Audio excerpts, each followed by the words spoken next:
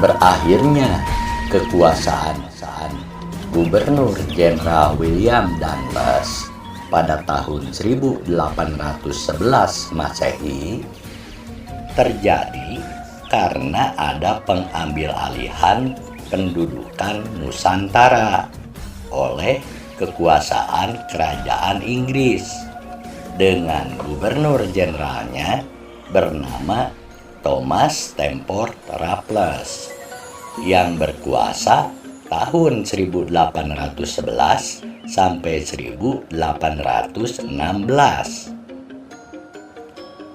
Maka terjadilah renovasi Istana Peristirahatan Buitenjor. Halamannya diperluas lagi sebagai kebun raya yang ditumbuhi dengan berbagai jenis tanaman agar menjadi pusat konservasi tumbuhan. Untuk itu, Raffles pun menugaskan seorang perancang kota atau planolog yang bernama Kersen untuk menata kampung baru Buitenjor menjadi tempat peristirahatan. Namun setelah pendudukan Nusantara kembali diserahkan Inggris kepada Belanda, kemudian perubahan besar gedung pesanggerahan di Buitenjor terjadi lagi pada masa pemerintahan Gubernur Jenderal Baron van der Capellen yang berkuasa tahun 1816 sampai 1826.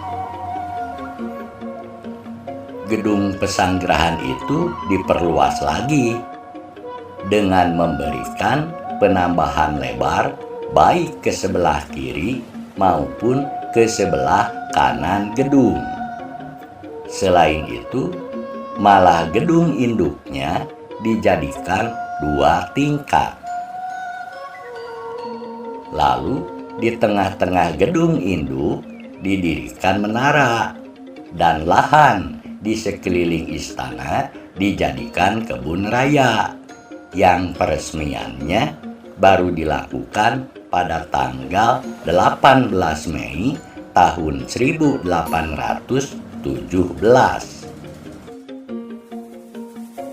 Pada saat kolonialisme Hindia Belanda terus melakukan perluasan daerah kekuasaannya, akhirnya Tatar Priangan, Kesultanan Cirebon dan Banten dapat terkuasai. Sehingga setelah Perang Diponegoro berakhir pada tahun 1830 Masehi, maka pemerintah Hindia Belanda masa Gubernur Jenderal Jan Christine Baudet yang berkuasa tahun 1833 sampai 1836 membentuk pemerintahan provinsi yang meliputi wilayah Parahyangan, Banten, Batavia, dan Cirebon untuk dijadikan wilayah Provinsi Jawa Barat yang masih langsung diperintah oleh Gubernur Jenderal Hindia Belanda dari Batavia.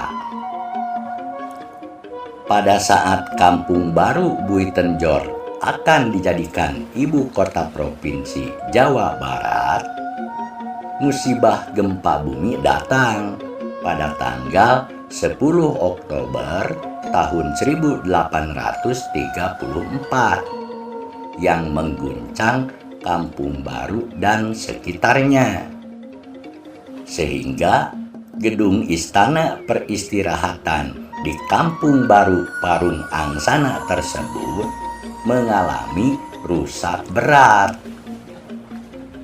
Oleh karena itu, pada saat Gubernur Jenderal Dominique Jacques de Ern yang berkuasa tahun 1836 sampai tahun 1840 tidak sempat mendiami gedung Istana Peristirahatan itu. Baru pada masa pemerintahan Gubernur Jenderal Albertus Jacob Duijmayer Pantuis yang berkuasa tahun 1851 sampai tahun 1856, bangunan lama yang terkena gempa itu dirubuhkan dan dibangun kembali menjadi bangunan baru satu tingkat dengan mengambil gaya arsitektur Eropa abad ke-9. Setiap pergantian gubernur jenderal di Batavia senantiasa memperbaiki dan menata gedung Istana Peristirahatan di Kebun Raya Buitenzorg itu sampai terwujud 2 buah jembatan kayu berbentuk lengkung yang menghubungkan gedung induk dengan gedung sayap kanan serta gedung sayap kiri. Pembangunan gedung pesanggerahan ini baru selesai pada masa kekuasaan Gubernur Jenderal Charles Ferdinand Paul de Montague yang memerintah tahun 1856 sampai 1861. Terwujudlah suatu bangunan gedung istana luas dan megah bernama Buitenzorg yang berarti tempat yang damai jauh dari segala hiruk pikuk. Sehingga nama wilayah Pakuan bekas ibu kota Pajajaran pun berubah menjadi Gemeente Buitenzorg. Tentu saja kebanyakan orang pribumi di bekas wilayah Pakuan khususnya sulit untuk sehari-hari mengucapkan Gemeente Buitenzorg, sehingga hanya mengucapkan Buitenzorg atau Borg saja. Lama-kelamaan nama Borg itu pun oleh orang pribumi diucapkannya menjadi Bogor. Sama seperti halnya Batavia menjadi Betawi. Pada tahun 1870, Gubernur Jenderal Hindia Belanda Peter Meyer mengukuhkan Istana Buitenzorg itu sebagai kediaman resmi para Gubernur Jenderal Hindia Belanda. Tercatat sebanyak 44 Gubernur Jenderal Hindia Belanda pernah menjadi penghuni gedung di Kebun Raya yang sekarang menjadi Istana Kepresidenan di Bogor ini. Sebagai sebuah kota peristirahatan yang sejuk dan indah, Bogor juga merupakan tempat berlangsungnya kegiatan administrasi pemerintahan pusat, juga sebagai kota ilmu pengetahuan dan kota pusat kegiatan ekonomi regional serta kota peristirahatan. Sehingga terjadilah besarnya arus masuk orang-orang Eropa, Tionghoa, dan Timur asing lainnya ke kota Bogor. Kedatangan mereka sangat besar pengaruhnya terhadap struktur ekologi perkotaan. Kemudian, pengembangan kota Bogor oleh arsitek planolog Insinyur Thomas Herman Karsten tahun 1920 memperkuat posisi Bogor sebagai sebuah Garden City atau kota taman Hindia Belanda. Adapun penghuni terakhir Istana Buitenzorg itu adalah Gubernur Jenderal Tjarda van Starkenborgh Stachouwer yang memerintah tahun 1936 sampai 1942 karena secara terpaksa harus menyerahkan istana ini kepada Jenderal Imamura sebagai komandan tertinggi pemerintahan pendudukan Jepang ketika pemerintahan Hindia Belanda ditaklukkan bala tentara Dai Nippon. Lalu sejak masa pendudukan Jepang tahun 1942, kedudukan pemerintahan Kota Bogor menjadi keresidenan yang disebut Suyu.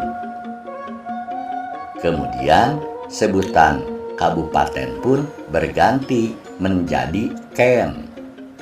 Lalu kota menjadi Si dan kewedanaan menjadi Gun.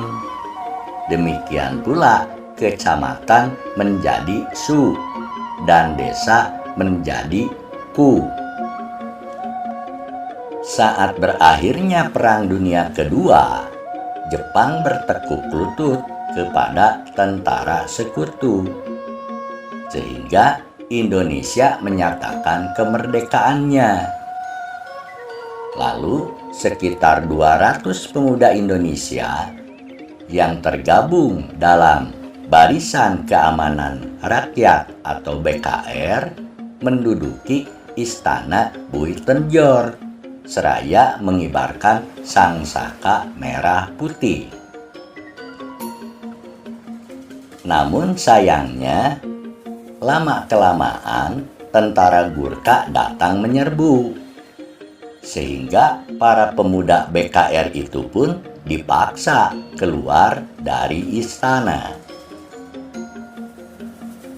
Akhirnya pemerintahan Hindia Belanda pun menduduki kembali gedung Buitenzorg yang baru diserahkan kepada pemerintahan Republik Indonesia pada akhir tahun 1949. Akhirnya, nama Gemeente Buitenzorg diganti menjadi nama Kota Besar Bogor oleh Presiden Republik Indonesia Insinyur Soekarno berdasarkan Undang-Undang Nomor 16 Tahun 1950. Kemudian dengan Undang-Undang Nomor 1 Tahun 1957 berubah lagi menjadi Kota Praja Bogor. Lalu Undang-Undang Nomor 18 Tahun 1965 dan Undang-Undang Nomor 5 Tahun 1974 menetapkan pergantian nama dari Kota Praja Bogor menjadi Pemerintah Kota Madya Daerah Tingkat 2 Bogor. Terakhir diberlakukan Undang-Undang Nomor 22 Tahun 1999. Maka Pemerintah Kota Madya Daerah Tingkat 2 Bogor diubah menjadi Pemerintah Kota Bogor. Sejak gedung Buitenzorg dijadikan Istana Kepresidenan Bogor pada Januari 1950, maka sedikit demi sedikit istana ini mengalami perubahan. Pada tahun 1952, bagian depan gedung induk mendapat tambahan bangunan berupa 10 pilar sebagai tihang penopang bergaya lonia yang menyatu dengan serambi muka yang ditopang 6 pilar dengan gaya arsitektur yang sama. Selain itu, anak tangga yang semula berbentuk setengah lingkaran diubah bentuknya menjadi lurus. Kemudian, setiap jembatan kayu lengkung, gedung utama, dan gedung sayap kiri dan sayap kanan diubah menjadi koridor. Kurun waktu masa kolonial Hindia Belanda sejak saat Gubernur Jenderal Gustav Willem Baron van Inhofe yang memerintah tahun 1743 sampai 1750 sampai masa jabatan Gubernur Jenderal terakhir Tjarda van Starkenborgh Stachouwer yang berkuasa tahun 1936 sampai 1942 sangat banyak terungkap dan menjadi petunjuk peranan Bogor sebagai kota yang paling unik di Indonesia. Berdasarkan penuturan pada bagian sebelumnya bahwa sejarah nama Bogor versi pertama berasal dari buku Sejarah Bogor karya Saleh Dana Sasmita tahun 1983, di mana nama Bogor itu tidak terlepas dari keberadaan sebuah patung sapi yang ada di dalam kebun raya Bogor. Orang Arab yang bermukim di sekitarnya menyebutnya Bagar. Namun lantaran perpaduan bahasa Arab dan Sunda, penyebutan Ba berubah menjadi Bo. Maka jadilah diucapkan Bogor. Patung sapi yang ada di kebun raya tersebut konon berasal dari sebuah kolam kotak batu yang dipindahkan oleh Dr. Frederick pada zaman pembangunan dan renovasi gedung peristirahatan itu. Untuk versi kedua, mengenai sejarah nama Bogor berasal dari kata Buitenjor sebagai sebutan kolonialis Hindia Belanda kepada Kademangan Kampung Baru sejak didirikan dan diperintah oleh Wedana Tanuwijaya yang berlangsung tahun 1689 sampai 1707. Kemudian, penyebutan menjadi Bogor tak lepas dari kesulitan warga lokal zaman dulu yang susah mengeja dan menyebutkan nama Buitenjor, sehingga sebutannya menjadi Borcaja yang akhirnya menjadi Bogor. Sedangkan untuk versi ketiga mengenai sejarah nama Bogor berasal dari kata bokor yang berarti tunggul pohon nau atau kaung. Hal ini dikemukakan oleh sejarawan Roerda van Eysinga bahwa Bogor berarti pohon-pohon aren yang telah mati atau mengering.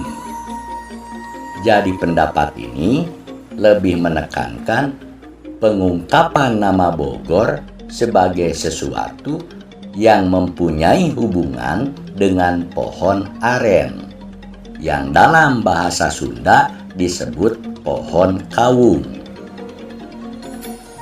Perubahan huruf K ke huruf G terjadi begitu saja, seiring kebiasaan lidah orang Sunda yang kadang secara tak sadar kata-kata yang terdapat huruf K menjadi huruf G, seperti kumasep jadi gumasep. Menurut Jakaria tahun 2010, dalam naskah Kota Bogor yang berjudul Studi tentang Perkembangan Ekologi Kota Abad ke-19 hingga abad ke-20 yang diterbitkan Bandung Sastra Unpad Press, dokumen tertua yang mencantumkan nama Bogor berasal dari naskah tanggal 7 April tahun 1752 yang ditulis oleh Raden Ngabehi Raksa Candra ketika menjadi kepala Kampung Bogor. Saat itu, Kampung Bogor sebagai bagian wilayah Kampung Baru Buitenjor yang terletak di lokasi tanaman kaktus dalam kebun raya itu. Sedangkan pasar yang didirikan di dekat kampung dinamakan Pasar Bogor dan masih berdiri dengan nama dan lokasi yang sama hingga sekarang. Situasi dan kondisi wilayah Bogor Kiwari tentu berbeda ketika masa kolonial dulu. Namun yang patut menjadi catatan penting dan menjadi bahan pemikiran masa depan Bogor sebagai bekas Purasaba atau ibu kotanya Negara Konfederasi Sunda Galuh Bersatu yang disebut Kemaharajaan Pajajaran itu, kita tetap harus berupaya melestarikan sejarah dan artefak budaya masa lalu. Akhirnya, sejarah tentang Bogor harus lahir dari proses ini, dari ide dan pemikirannya, bukan atas dasar mitos dan dongeng-dongeng semata. Apalagi teknologi informasi dan era digitalisasi telah ada di tangan kita, sehingga kepustakaan di Bogor tak hanya dalam bentuk fisik semata, namun juga harus ada dalam digitalisasi sebagai bahan untuk pertimbangan dan perbandingan dengan situasi kondisi saat ini.